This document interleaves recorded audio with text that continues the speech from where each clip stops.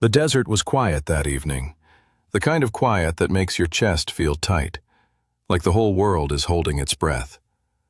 The sun had already begun to sink behind the jagged cliffs, spilling long shadows across the land. A lone rancher, Samuel Carter, guided his horse slowly down the trail, his eyes scanning the horizon. He was used to this silence. After all, the West didn't offer much comfort. Just land, dust, and secrets buried deeper than most men dared to dig. But that day, the silence wasn't peaceful. It was heavy, thick, wrong. As Samuel rode further, his horse stiffened. The animal's ears twitched forward, its muscles tight, as if it could sense something before its rider did. Samuel muttered a calm word to settle the horse, but truth be told, he felt it too. Something was out there, watching. He stopped at the bend in the trail, where a crooked oak tree cast its shadow over a patch of earth. That's when he saw it. A rope. It stretched from the base of the oak into the ground, half buried under dirt and rock, as though someone had tried to hide it but gave up halfway. The loose end swayed gently in the breeze, the fibers frayed and old, yet strangely alive. Samuel dismounted, his boots crunching against the dry soil. He crouched, brushing dust from the rope with calloused hands. His fingers trembled. This wasn't a rope meant for tying horses or hauling supplies. It was thick, taut, the kind of rope used in only two places out here, at the gallows or over a well. And this wasn't near any gallows. He traced the line of the rope toward the ground. It disappeared into the dirt, as if the earth itself had swallowed it. His chest tightened. Who the hell buried rope out here? He whispered to himself. Then, a sound so faint he almost thought it was the wind. "No, please." Samuel's head snapped up. The voice was weak, cracked. A woman's voice. It carried through the still air like a prayer broken in half. His throat went dry. He turned toward the oak tree, scanning the brush and shadows. Nothing. Then he looked down. The rope quivered. Just slightly, but enough to notice. His hands tightened on the fibers. Whatever was tied at the other end wasn't just buried. It was alive. Samuel's heart pounded. He pulled a little, testing it. The rope went taut. From beneath the ground came a muffled sob. "Please," the voice cried again, faint but desperate. "Don't pull the rope." Samuel staggered back, breath short. His instincts screamed at him to leave. The West had its share of ghosts, and men didn't survive long by poking at things meant to stay buried. But his conscience, a stubborn thing he'd never been able to kill, clawed at him. He knelt back down, dirt clinging to his knees. "Who's down there?" he called, his voice rough. Silence. He pulled the rope again, firmer this time. The earth shifted. More muffled sobbing. Samuel's hands shook. He grabbed at the soil, digging with his fingers until his nails caught on something solid. A wooden plank. A lid. A box. A coffin. He froze, staring at the outline in the dirt. The rope wasn't just tied to wood. It was knotted around the latch of the coffin.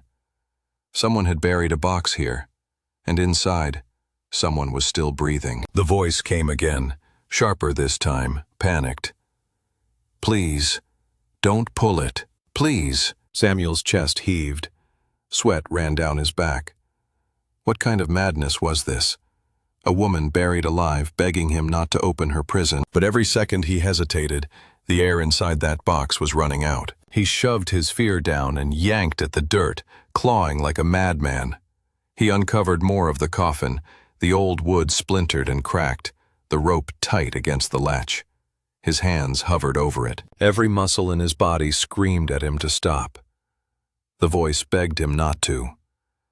But his gut said no man or woman deserved to be left to die in a box underground. So Samuel gritted his teeth, looped his fist around the rope, and pulled. The latch snapped free. The coffin lid creaked open, and what Samuel saw inside made him stumble back so hard he hit the ground. His breath tore from his lungs. His mind reeled. because lying inside that coffin wasn't a corpse. It was a woman, alive. Her face pale, her eyes wide, her lips trembling. Chains bound her wrists and ankles, clinking as she moved. But worse than that, carved into the lid of the coffin, just above her head, were words scorched into the wood. "Do not free her." Samuel's blood ran cold. Samuel's breath came shallow, his chest heavy as if the words burned into the coffin had branded themselves onto his own skin. "Do not free her." The letters were blackened into the lid, the kind of marks only fire can leave. Whoever put her in there wanted the warning to last, maybe forever. The woman inside stared at him, her chest heaving, her wrists straining against the iron shackles. Her lips parted, and a whisper tumbled out. "Why? Why did you pull the rope?" Samuel swallowed hard. "Because you were buried alive, for God's sake. No one deserves that." Her head shook violently, the chains rattling with each desperate movement. "You don't understand. You've made a mistake, a terrible mistake." Samuel looked around, his hand instinctively drifting toward the revolver at his side. The shadows seemed thicker now, the air colder. The desert, so silent before, carried a strange hum, like the ground itself was uneasy. "Who did this to you?" he asked, voice rough, her eyes filled with tears. "The town. The preacher. They said I was cursed." Samuel clenched his jaw. He had heard of things like this. Fear twisted into justice, superstition masking cruelty. A town too scared of what it didn't understand. But to bury her alive, shackled, chained, branded with a warning. He leaned closer, trying to untangle the rope from the latch. But her cry stopped him cold. "Don't. Please, if you take these chains off, they'll come. They'll all come." Samuel froze. The way she said it, the raw fear in her voice, sent a shiver down his spine. "Who'll come?" he asked. She didn't answer. Her eyes darted to the horizon, to the oak tree, to the shadows stretching long over the earth. She trembled, and her lips barely moved as she whispered, "The ones who put me here. They'll know I'm free." Samuel's stomach twisted. He hated riddles. He hated secrets. But more than that, he hated seeing anyone caged. He reached down and pulled at the chain around her wrist. The iron dug into her skin, leaving raw welts. The woman hissed in pain, jerking back. "Stop, please. Don't touch it. The rope was meant to keep me sealed. Now it's broken. You don't know what you've done." Samuel glared at her. "Lady, you're alive. That's all I need to know. Whatever they think you are, you're just flesh and blood." But even as he said it, a part of him wasn't so sure. The desert wind picked up, hot and dry, swirling dust around the oak tree. The coffin lid rattled as if the earth itself didn't want it open. The horse behind Samuel snorted nervously, pawing at the ground, its ears flat.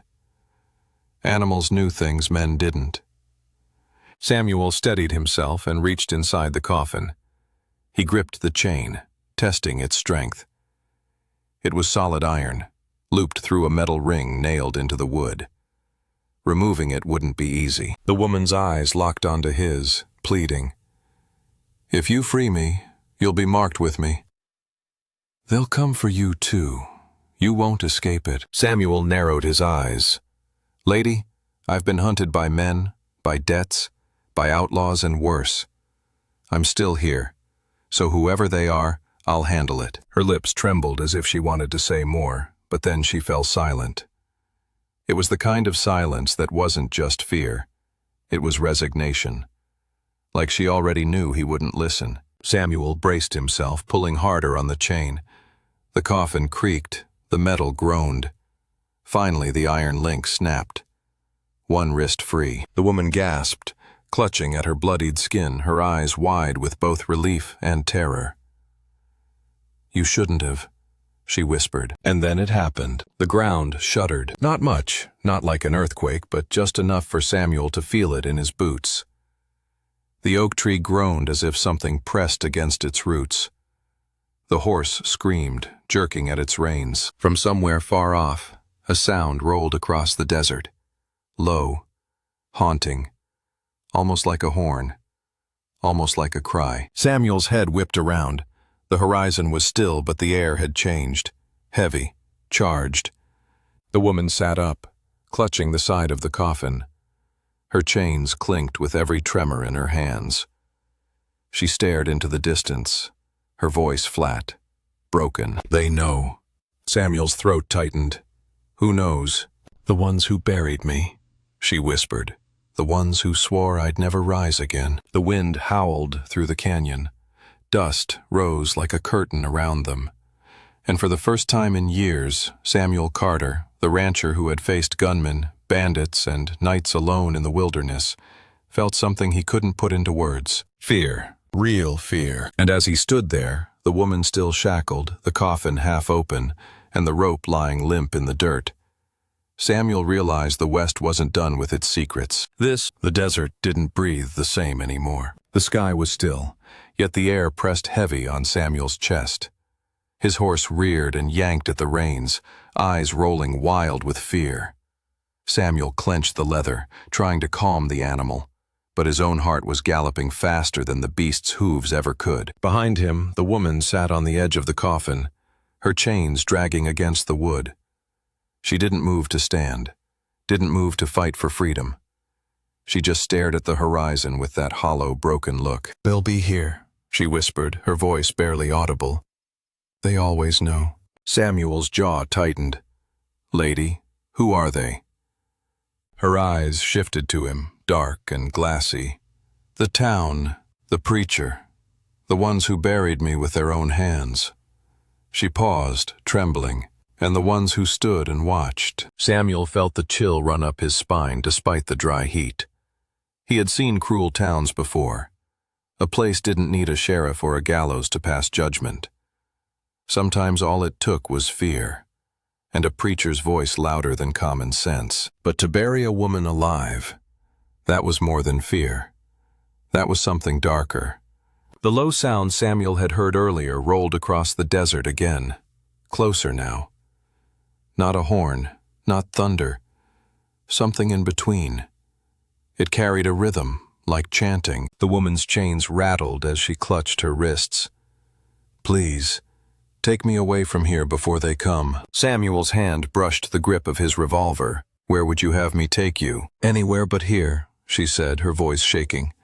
"But it won't matter. They'll follow. They always follow." Samuel pulled his horse closer.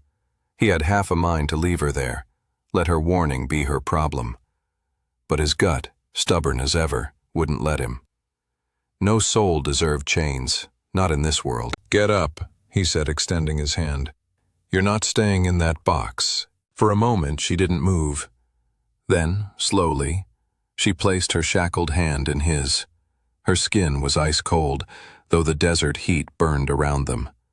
Samuel's stomach twisted, but he pulled her to her feet anyway. The coffin creaked as if protesting. The rope that once sealed her now lay limp, useless in the dirt. And carved into the lid, those words seemed to glare back at him. "Do not free her." Samuel set his jaw. To hell with warnings. They mounted his horse, the chains clinking with every motion. He spurred the animal forward, kicking up clouds of dust. They hadn't ridden far when the sound came again. This time, clear enough to freeze his blood. Voices. Not one, not two, dozens. They rose and fell together, a chant that rolled like thunder over the canyon walls. It wasn't words Samuel could make sense of. It was low, guttural, heavy, like the hum of the earth itself. The woman clutched his waist, trembling. "It's them. They know I'm gone." Samuel's mind raced. How could they know so soon? He glanced back and his stomach lurched. Figures. At least a dozen of them, stepping out from behind rocks, from shadows, from places a man shouldn't have been able to hide. Black silhouettes against the dying sun. They didn't run. They didn't shout. They just appeared, and every single one of them was looking at him. The horse screamed, nearly throwing them both. Samuel yanked the reins, forcing it forward, heart pounding against his ribs. He had been chased before, by outlaws, by posses, even by men he'd wronged. But this wasn't the same. These figures weren't chasing him, they were waiting. As they rode, Samuel realized they weren't alone ahead either. More figures were gathering, scattered across the ridgelines, lining the path, closing the circle. Silent, watching. The chant grew louder, vibrating in his skull. The horse foamed at the mouth, its legs nearly buckling. The woman pressed her face into his back. "You shouldn't have freed me," she whispered, her words trembling like a prayer. "Now you'll pay the same price they swore I would." Samuel grit his teeth, forcing the horse on. "Lady, I don't care what curse they put on you. No one deserves to be buried alive. If they want me, they'll have to come and take me." The words left his lips with more courage than he felt. His hand squeezed the revolver grip, though deep down he knew bullets couldn't stop whatever this was. The chanting stopped. Just like that, cut off like a blade. Silence. Then, a single voice rose above the still air, smooth and sharp. Samuel spotted him on the ridge. A tall man in black robes, holding a lantern that glowed even in the dying light. His face was pale, too pale, his eyes burning with something Samuel couldn't name. "You freed her." His voice rolled across the canyon like thunder. The woman clung tighter to Samuel, whispering through her teeth. "That's him." The preacher. The man raised the lantern, and the figures around him stepped forward, circling like wolves. Samuel tightened his grip on the reins. His throat was dry, but his voice didn't waver. "Yeah," he called back. "I freed her, and I'll keep her free." The preacher smiled, a cold, empty smile that didn't reach his eyes. "Then you've signed your own grave, rancher." And as the sun dipped below the horizon, the desert went black. The darkness fell faster than it should have, swallowing the desert in shadows. No stars yet, no moon, just a black sheet draped across the land. Samuel's horse shivered, nostrils flaring, every muscle ready to bolt. The woman clung to him, chains biting into her wrists as she whispered, "It's too late now." The preacher raised his lantern high. Its glow was wrong. Not warm, not firelight. It pulsed faintly, sickly yellow, casting jagged shadows over the faces of the townsfolk who surrounded them. Samuel's hand tightened on his revolver. He counted at least 20 figures closing in, their eyes fixed on him. Not a sound. No boots crunching, no rattling of spurs.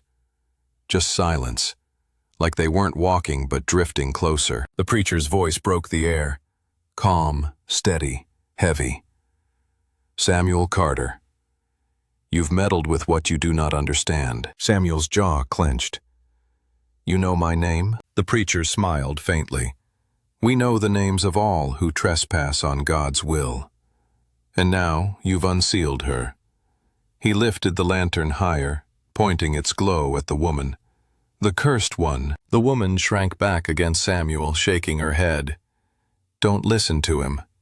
Please." Samuel steadied his voice. "You buried her alive. Chained in a coffin. That ain't God's will, that's murder." The preacher's smile widened, though his eyes stayed dead. "No, it was mercy. For her, and for all of us." A murmur rippled through the figures around him. They bowed their heads, as if agreeing. Some crossed themselves, others pressed their hands to the ground. The preacher's gaze burned into Samuel's. "She brings ruin. Everywhere she walks, death follows. Crops rot, cattle die, children sicken. We buried her not out of hate, but to protect what little this land has left." The woman's voice broke through the night, sharp with fury. "Lies!" she screamed. "It was you, preacher. You poisoned the wells. You starved them so they'd blame me." Samuel's breath caught. He looked between them, his gut twisting. The preacher's calm against the woman's desperation. Two stories, but only one truth. The preacher tilted his head. "Do you not see it, rancher? Look at her. Touch her skin. Feel how cold she is, even under the desert sun. No breath warms her chest. She is not alive as you are." Samuel froze. His mind flashed back to that first touch, her hand in his. Ice cold. Too cold for a woman buried in a box with no air. The preacher's voice lowered, like a knife sliding through cloth. You freed something you cannot put back. The woman grabbed Samuel's arm, her nails digging deep. Don't listen. Please, I'm human. I bleed, I breathe, I'm not what they say. Her voice trembled, but her eyes, those wide, desperate eyes, held a fire. A pleading fire that told him she was clinging to life, even if the world had given up on her. Samuel's throat was dry. He had no way of knowing who spoke the truth. But something deep inside him refused to let the preacher's calm poison replace what he'd seen with his own eyes. A woman chained, begging for breath, begging to live. Samuel raised his revolver.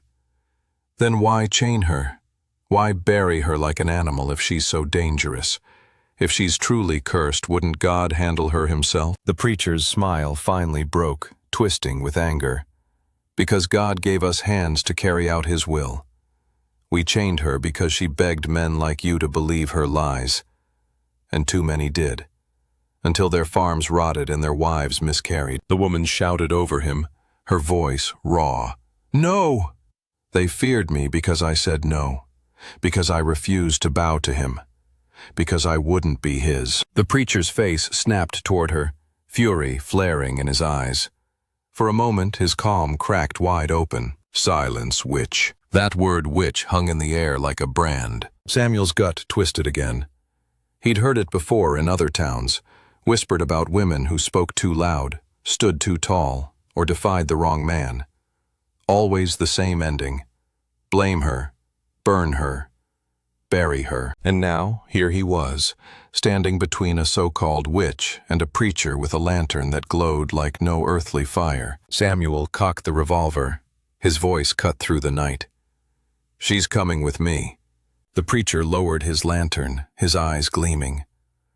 Then your blood joins hers. The figures around him began to move, slow at first, then faster.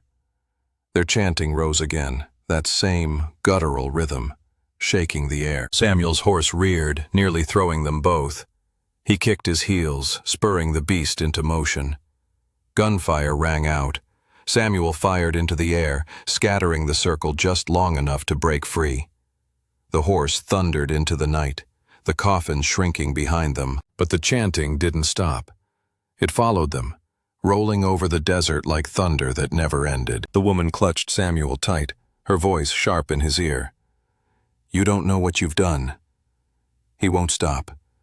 He'll chase us until one of us is dead. And for the first time since pulling that rope, Samuel began to wonder if the warning carved into that coffin wasn't meant to keep her in, but to keep him out. The horse tore across the desert, its hooves hammering the earth like war drums.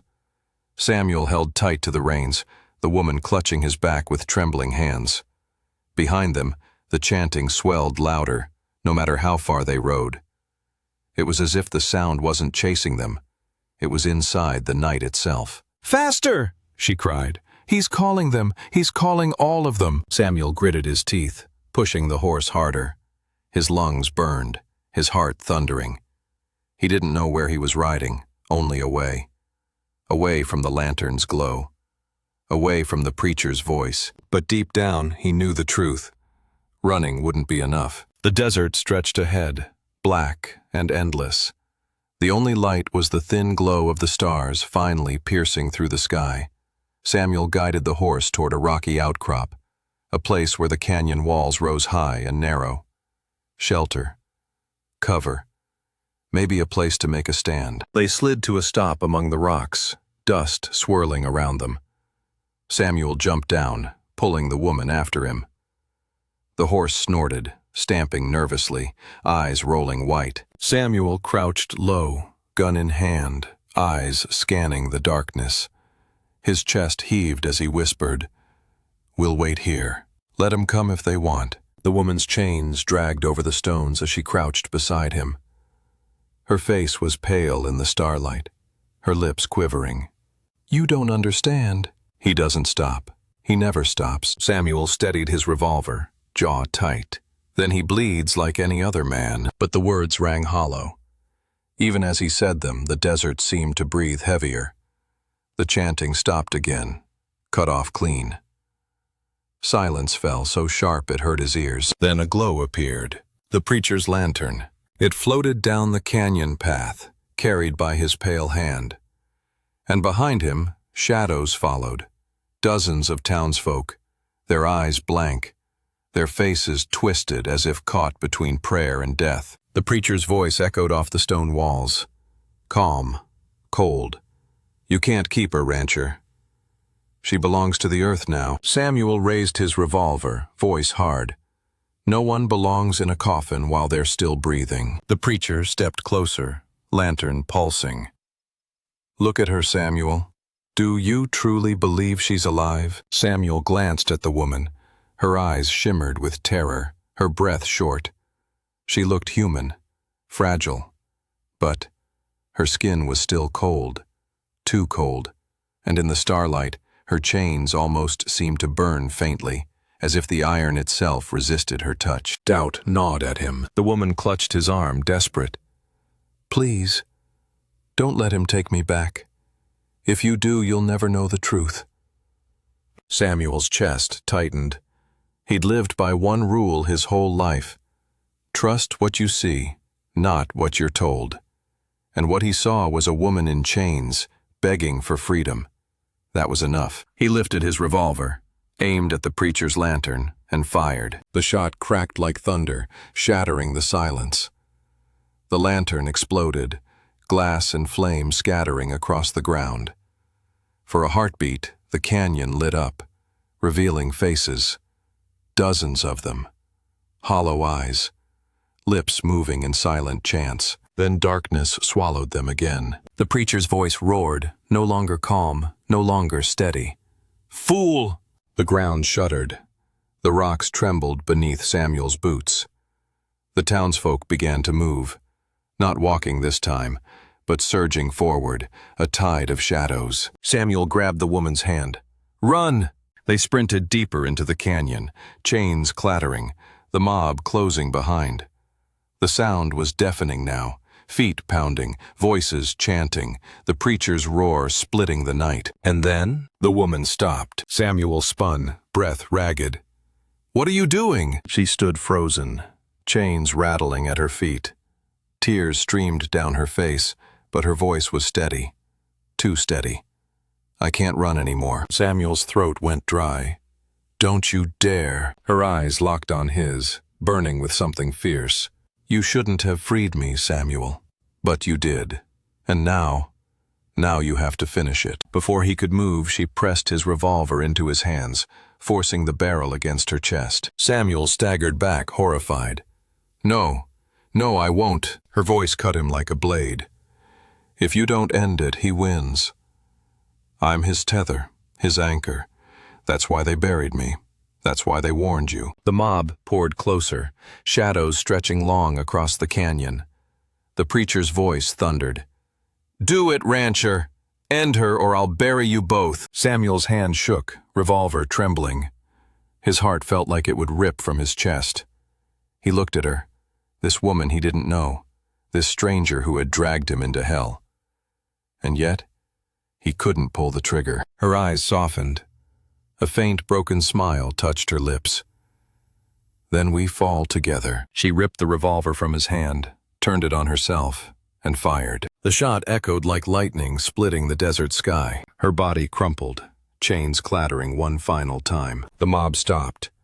Dead still. Every face froze, eyes wide, chants cut short. The preacher staggered, clutching his chest, his lantern hand trembling. The glow sputtered, then died. Silence. One by one, the figures dissolved into the dark, vanishing like smoke in the wind. The preacher's scream tore through the canyon, high and inhuman. Then he too was gone. Samuel stood alone. Just him, the horse, and the lifeless body of the woman he had freed. The desert was quiet again. Too quiet. He sank to his knees beside her, his throat burning, his chest hollow. He touched her wrist. For the first time, her skin was warm, human. Her lips, bloodied, whispered a final breath. Thank you. Then she was still. Samuel sat there until dawn painted the sky red and gold. When the sun rose, there was no sign of the preacher. No mob, no chanting. Just the desert, silent as it had been before, and the coffin, waiting. Samuel buried her properly that morning, not in chains, not with warnings burned into the wood. Just a cross made from the oak's branches, standing tall above the earth. As he rode away, dust trailing behind, one truth lingered in his heart like a brand. Some graves aren't dug to hide the dead. They're dug to warn the living.